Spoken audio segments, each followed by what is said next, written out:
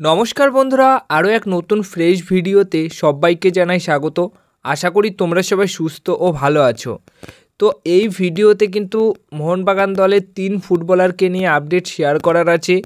চোটের কারণে কি তারা নেক্সট ম্যাচ খেলতে পারবে মোহনবাগান দলের হয়ে, কে কতটা সুস্থ আছে, কে কোন পরিস্থিতিতে আছে, এই বিষয় নিয়েই কিন্তু আপডেট শেয়ার করা রয়েছে। প্রথমত থাপাকে নিয়ে আপডেট শেয়ার করি। থাপাকে নিয়ে কিন্তু সুখবর রয়েছে, তার চোটটা কিন্তু অনেকটাই ঠিক হয়ে গেছেন এবং অবশ্যই 23 তারিখ যে ম্যাচ রয়েছে সেই ম্যাচে তাকে পাওয়া যাবে এমনটাই আশা করা যাচ্ছে এবং তিনি সেই ম্যাচে খেলতে পারেন। কিন্তু সমস্যা হয়ে গেল অবশ্যই আশিস রায় এবং গ্রেগ স্টুয়ার্টকে নিয়ে। গ্রেগ স্টুয়ার্ট চোটের জন্য লাস্ট ম্যাচ খেলতে পারেনি এবং যেটুকু খবর রয়েছে যে তিনি অনুশীলন করলেও তিনি কিন্তু ম্যাচ খেলার মতো পুরোপুরি ঠিক হয়নি, তাই জামশেদপুর এফসির ম্যাচে তাকে পাওয়া যাবে না। জামশেদপুর এফসি ম্যাচে তাকে খেলতে আমরা দেখতে পারবো না, তার বদলে দিমিত্রি পেট্রাটাস খেলবে। কিন্তু আশা করা যায় যে জামশেদপুর এফসি ম্যাচ মিস করলেও জামশেদপুর এফসি দলের বিরুদ্ধে ম্যাচ খেলার পর যে ম্যাচটা রয়েছে সেই ম্যাচে কিন্তু আমরা তাকে অবশ্যই খেলতে দেখতে পারবো।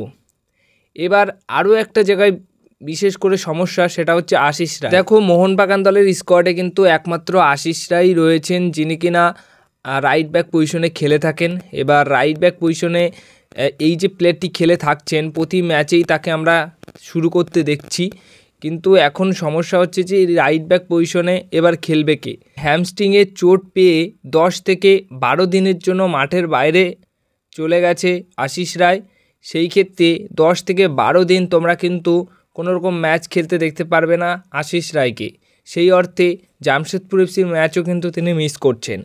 এবার কথা হচ্ছে আশিস রায়ের জায়গায় ওই রাইট ব্যাক পজিশনে খেলবে কে, এটা কিন্তু একটা বড় প্রশ্ন রয়েছে। তো এই বিষয়টা নিয়ে তোমাদের কাছে জানতে চাইবো যে আশিস রায়ের জায়গায় রাইট ব্যাক পজিশনে কাকে খেলালে ভালো হয়, স্কোয়াডে কে এমন আছে যে ওই জায়গাটাতে খেলতে পারে, সেটা নিয়ে অবশ্যই তোমাদের মতামত জানিও।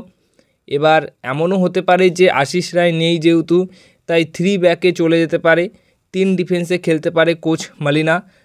কিন্তু যেরকম ফরমেশনে খেলছিল, লাস্ট কয়েকটা ম্যাচে জিতছিল প্লেইং 11-এ, সেই ফরমেশনটা ভেঙে গেলে হয়তো আবার সমস্যায় পড়তে পারে।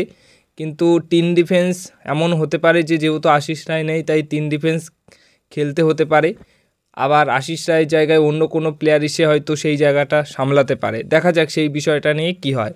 কিন্তু আশিস রায়ের জায়গায় কে খেলতে পারে সেটা অবশ্যই তোমরা কিন্তু কমেন্ট বক্সে জানিও।